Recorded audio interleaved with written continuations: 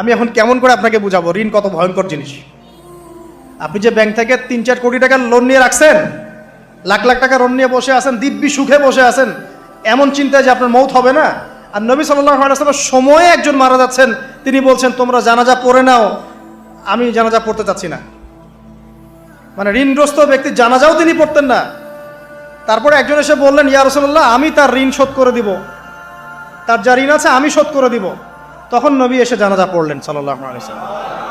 তো আপনার এই কোটি কোটি টাকা ঋণ শোধ করার লোক তো রেডি আছে নাকি? আছে না? সমস্যা নেই, আপনার জানাজা পড়া হবে। কারণ হুজুরকে আপনি 5,000 টাকা দিবেন, হুজুর জানাজা পড়াই দিবে, কোনো সমস্যা নেই।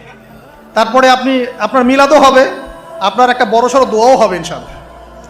কিন্তু আল্লাহ পাক বলেছেন যে শহীদ, আল্লাহর পথে যুদ্ধ করে শহীদ হয়েছে, এই ব্যক্তির আত্মাও ঝুলে থাকে যতক্ষণ পর্যন্ত